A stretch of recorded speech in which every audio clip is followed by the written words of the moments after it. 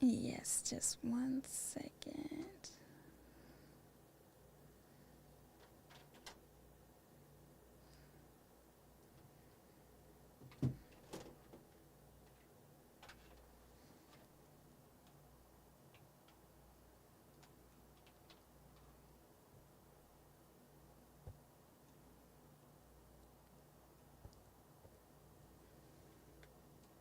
I don't know why the live all of a sudden decided not.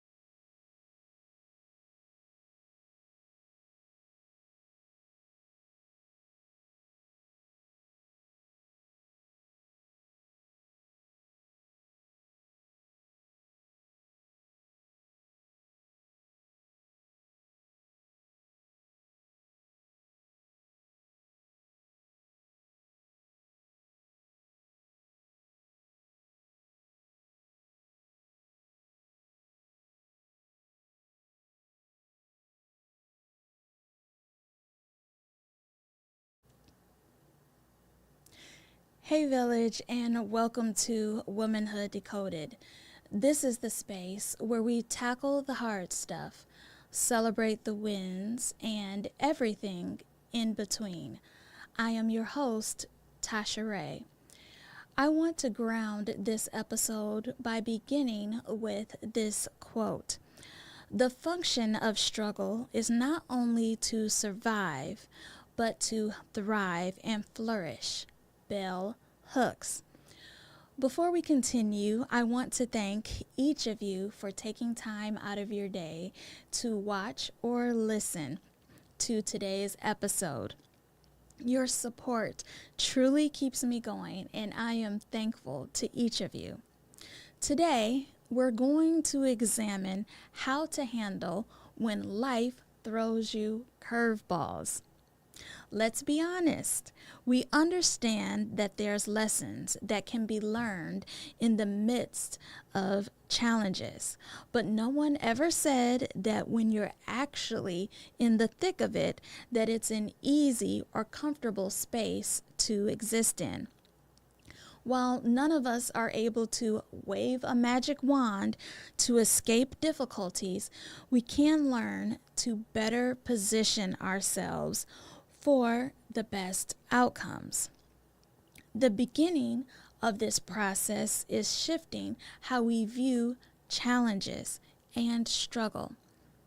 The prevailing narrative in most of today's society is largely associating struggle with personal failure. If you struggle, it must mean something is broken. But the truth, supported by decades of psychological research, is far more liberating.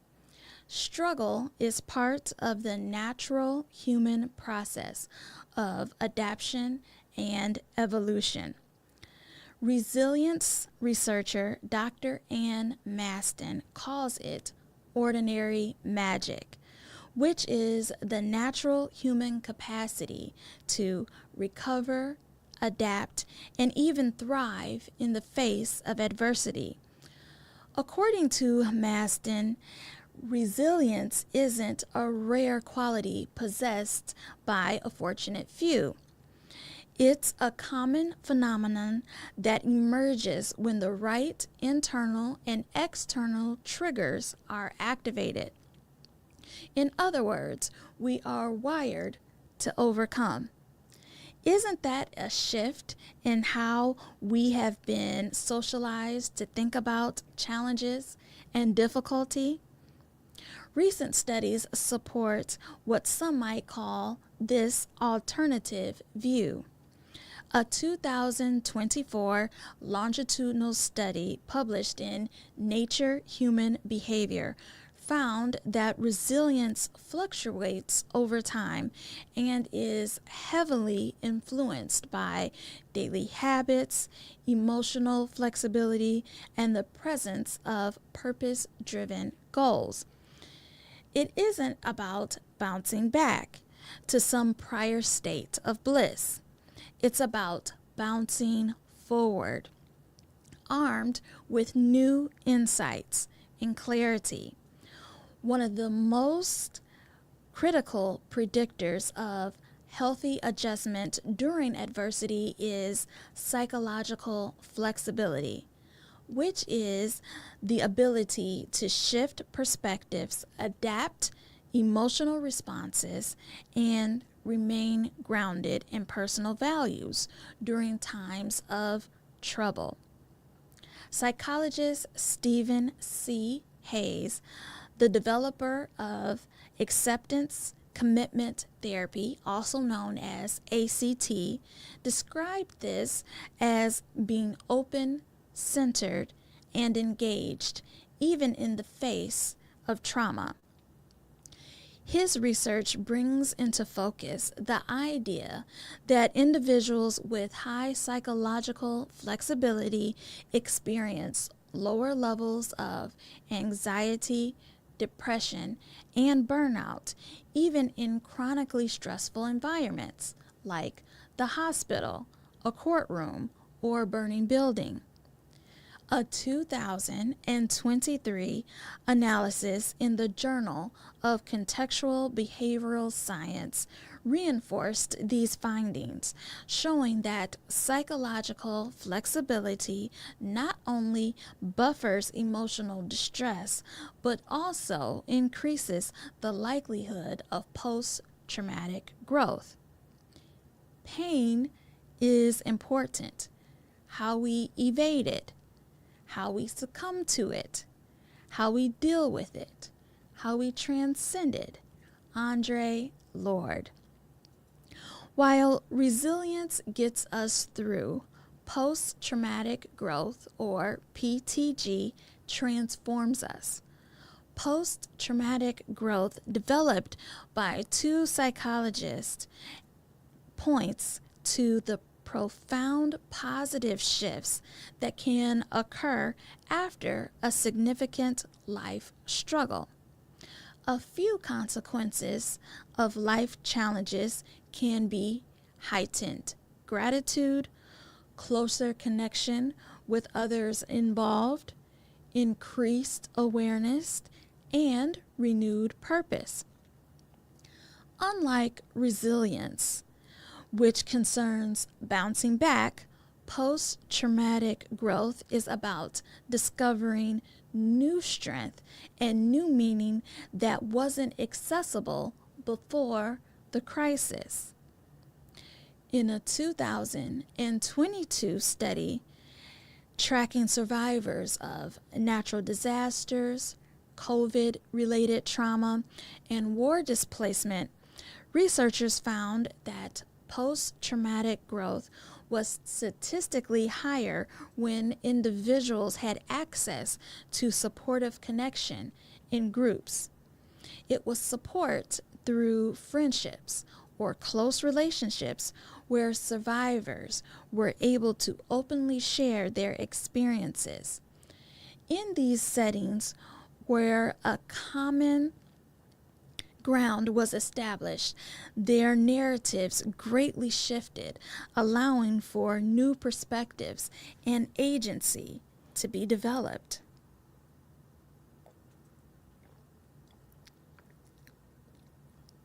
This study illustrates how the use of narrative therapy practices can be such a powerful source for reauthoring one's story.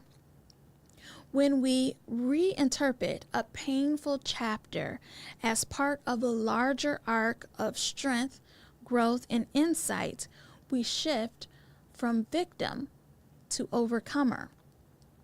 Struggle is not just mental or emotional. It has biological consequences and a biological component. Chronic stress can dysregulate the hypothalamic pituitary adrenal axis, increasing inflammation and decreasing cognitive function over time. But what's even more remarkable is how adaptive coping strategies can reverse or greatly minimize this impact. For example, practices like mindfulness and meditation have been shown to lower cortisol levels and increase gray matter density in the prefrontal cortex, enhancing emotional regulation and decision making. A 2024 UCLA study concluded that just 15 minutes of daily mindfulness practice reduced stress biomarkers by nearly 30% over an 8-week period. Gratitude journaling has also shown promising effects. Researchers at UC Davis found that participants who wrote about things they were grateful for at least 3 times per week reported better sleep, improved immune function, and a measurable reduction in depressive symptoms. So, if you were tempted to believe that mindfulness and journaling were just self-help fads, consider what research is telling us. What we are seeing is that there are real neurological benefits to reframing our thoughts, centering our breath, and cultivating small moments of joy and gratitude.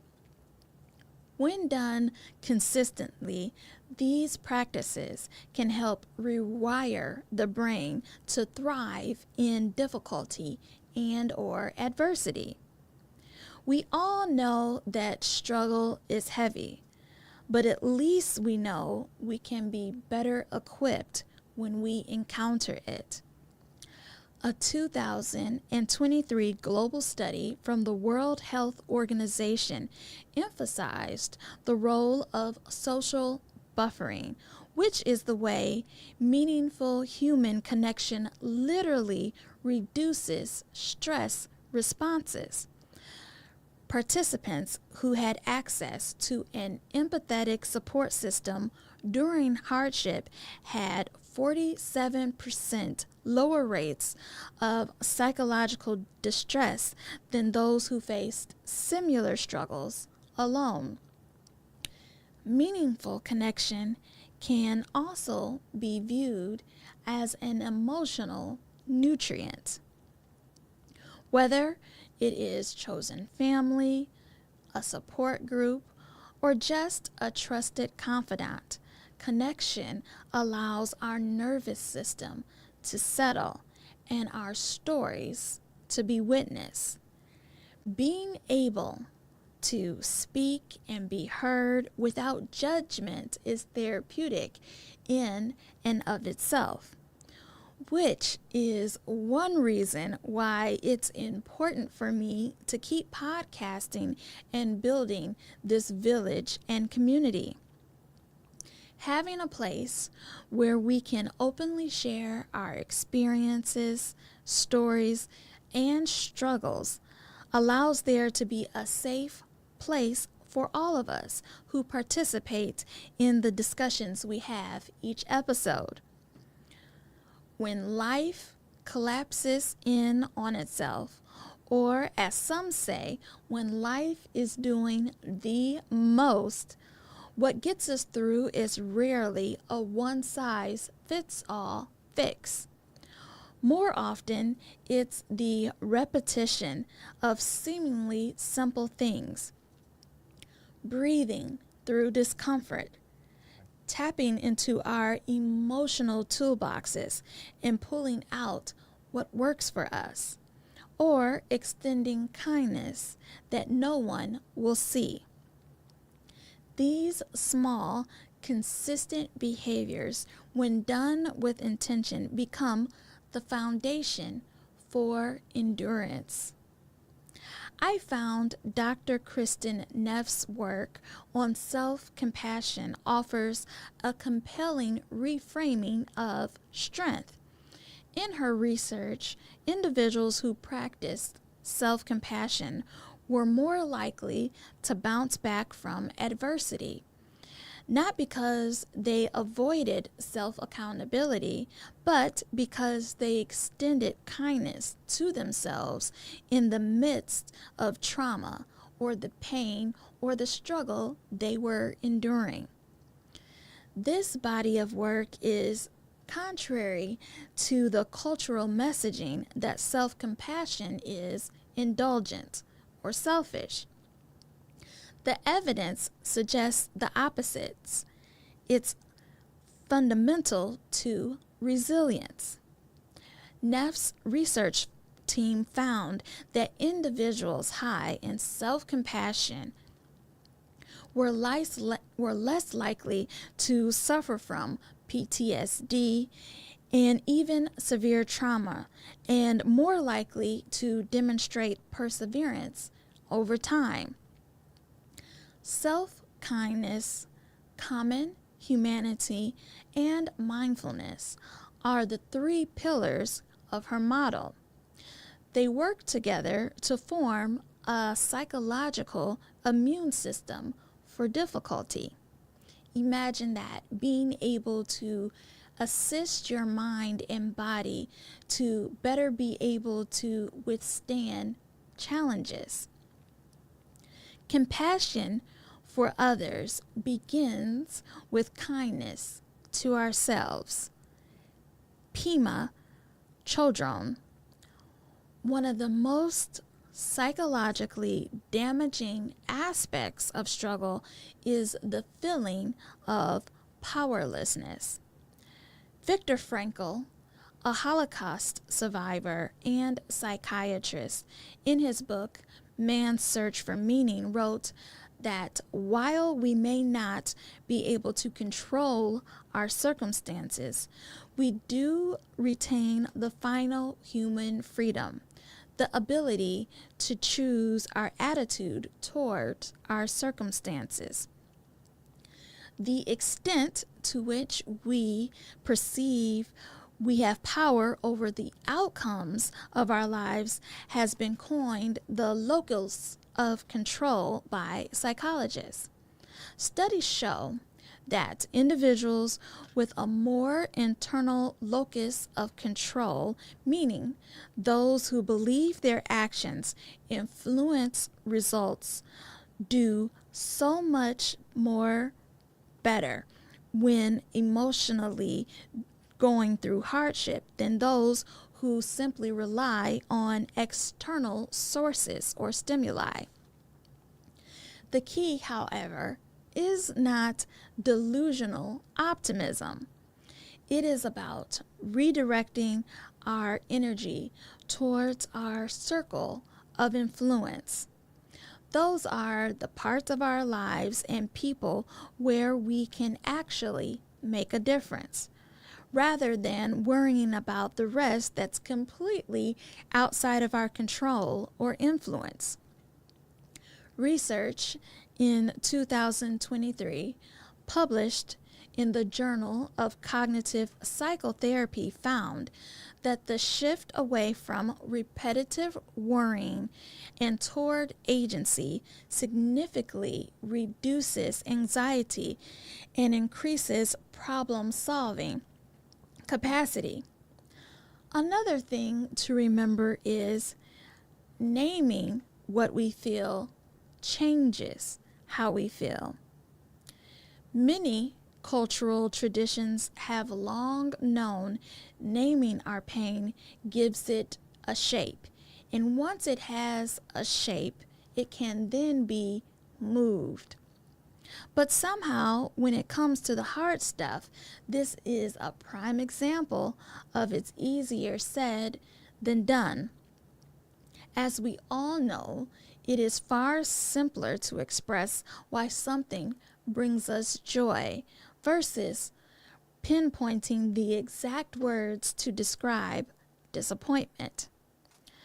Dr. Bessel van den Kolk, a renowned researcher and psychiatrist, wrote, "The body keeps the score." Another way to think of this is emotional suppression leads to chronic tension, immune dysfunction, and difficulty in building deep connection. Healing then begins not with intellectualizing our experience, but by embodying and expressing it. As I have previously said, through whatever works for you, be it journaling, art, therapy, conversation, or any combination of the healing modalities that brings peace and progress to your life. When struggle is met with silence, internally or externally, it grows heavier. When it is met then with descriptive words, it begins to loosen its hold and power because the experience has a shape. It is essential to acknowledge that not all struggles occur on equal footing. Structural oppression, generational trauma, and systematic inequalities often compound individual suffering, especially for us as people of color, or immigrants, or those existing on the fringes of society. And yet, it is our communities who have developed some of the most enduring and creative responses to adversity.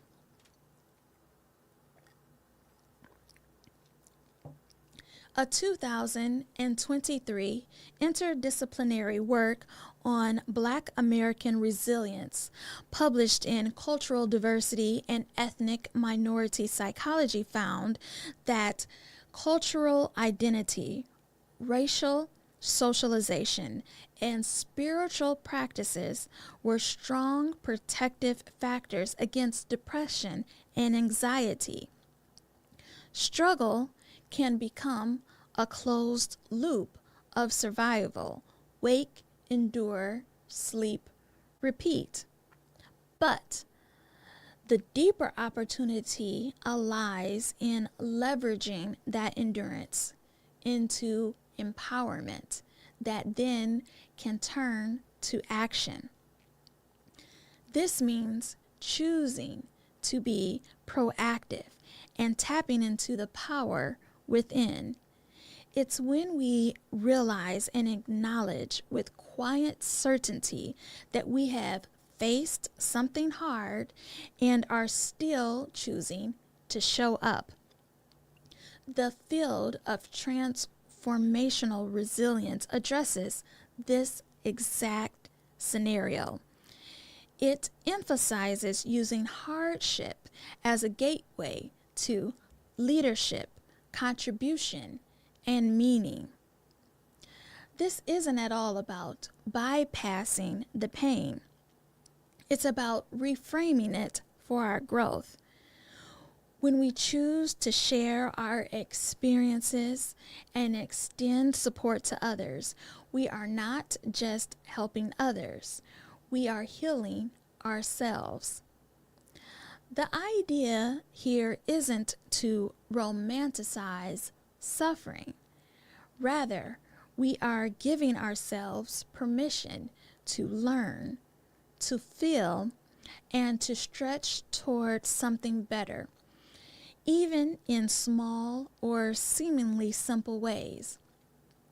This is how we rewrite the meaning of struggle in our lives. Struggle and hardship may bend us, but as we have seen today, it doesn't need to break us. Our journey becomes our lived wisdom, which might be partly both physical and emotional. But these experiences also bring a knowing and strength that we can leverage when needed to uplift others. If you or someone you know is navigating something heavy right now, know this: suffering is not a referendum on your worth or theirs. Whatever it is a storm, and like all storms, it will pass. What matters is that we stay present, that we allow ourselves to feel, and that we remain open to the possibility of healing and growth. Not in a perfect or linear way, but in a way that honors our full humanity. Remember, we aren't here to just barely scrape by. We are here to live fully. Let's continue this conversation. Connect with me on social media or LinkedIn. Remember, we are in this together. Until next time, keep showing up, keep evolving, keep stepping in your truth. I am your host, Tasha Ray, and this has been Womanhood Decoded. Bye-bye.